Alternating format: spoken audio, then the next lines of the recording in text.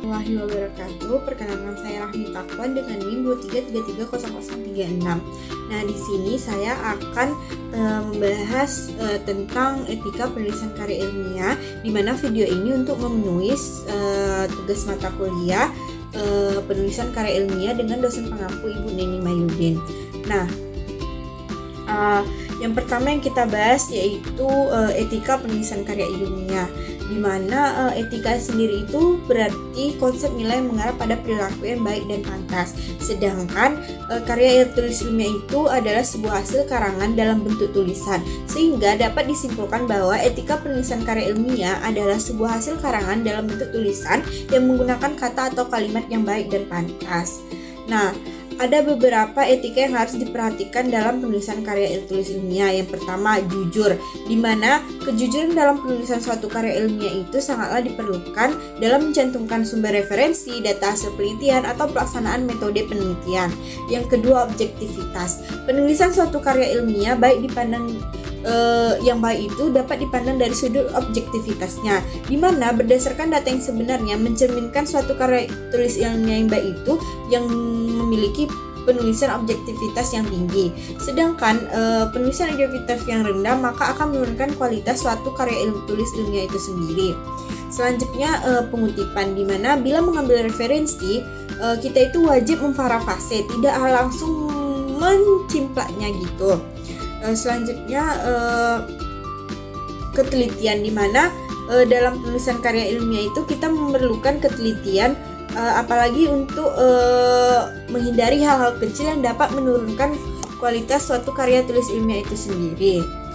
Selanjutnya dalam penulisan karya ilmiah itu mungkin kita akan menemukan beberapa pelanggaran yang disengaja ataupun tidak disengaja, yang seperti publikasi dan verifikasi data, pemanfaatan data yang dari sumber yang tidak jelas, saling misclaiming, publikasi ganda, ataupun plagiarisme. Nah, selanjutnya kita akan membahas tentang tata cara dalam penulisan karya ilmiah. Nah, kerangka penulisan karya ilmiah berupa makalah itu terdapat yang pertama cover depan, di mana akan menjelaskan sampul depan dari karya ilmiah kita itu. Selanjutnya yang di halaman kedua adalah isi tentang fokus penelitian atau kata pengantarnya. Yang ketiga yaitu daftar isi.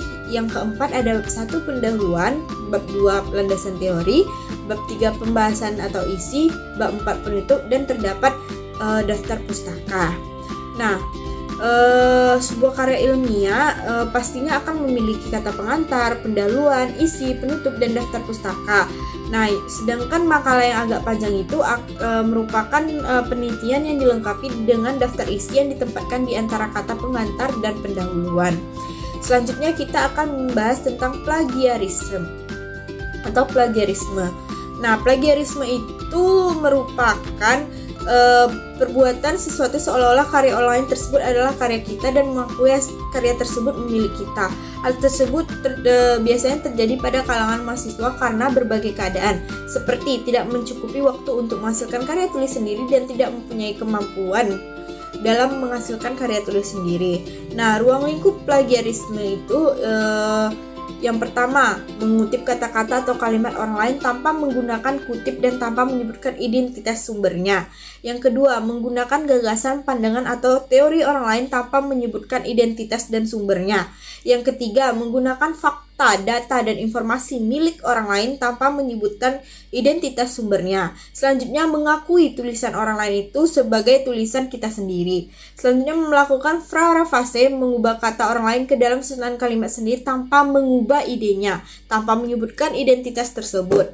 Nah, selanjutnya menyerahkan suatu karya ilmiah yang dihasilkan atau telah dipublikasikan oleh pihak seolah-olah itu punya kita sendiri. Nah, jenis plagiarisme berdasarkan aspek yang dicuri. Yang pertama, plagiarisme ide, di mana mengambil dan mengutip gagasan seorang penulis yang telah mengeluarkan gagasan untuk pemecahan suatu masalah atau menggambarkan konsep suatu fenomena dikutipkan dalam karya tulis sendiri tanpa mencantumkan nama penggagas dan sumber informasi. Yang kedua, plagiarisme kata demi kata, di mana ini seperti Slave copy yaitu mengutip karya orang lain secara kata demi kata tanpa menyebutkan sumbernya. Plagiasi dianggap terjadi karena skala pengutipannya sangat substansial sehingga seluruh ide atau gagasan penulisannya benar-benar terambil. Selanjutnya, plagiarisme sumber, di mana plagiat tipe ini merupakan kesalahan fatal karena tidak menyebutkan secara lengkap referensi yang dirujuk atau dikutip. Jika kutipan itu merujuk pada seseorang sebagai penulis yang terkait dengan kutipan, maka penulis tersebut harus terus serta disebutkan. Selanjutnya, plagiarisme kepengarangan, di mana tulis karya tulis yang disusun orang lain. Tindakan ini terjadi atas dasar kesadaran motif kesengajaan untuk membohongi publik. Misalnya mengganti cover buku atau sampul karya tulis orang lain dengan nama kita sendiri.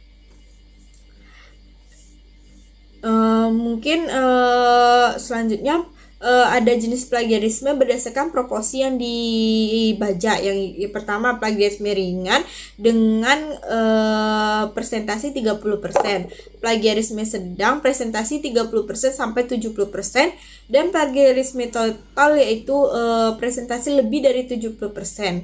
Selanjutnya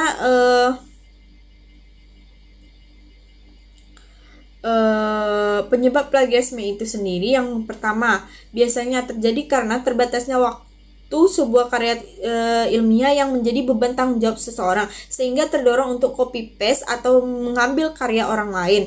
Selanjutnya, rendahnya minat baca dan minat melakukan analisis terhadap sumber referensi yang dimiliki, serta kurangnya pemahaman tentang kapan dan bagaimana harus melakukan kutipan, dan kurang memperhatikan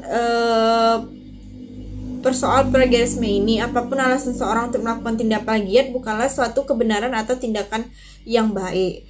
Nah, sekian video kali ini tentang penjelasan etika dalam penulisan karya ilmiah, tata cara penulisan karya ilmiah, dan plagiarisme.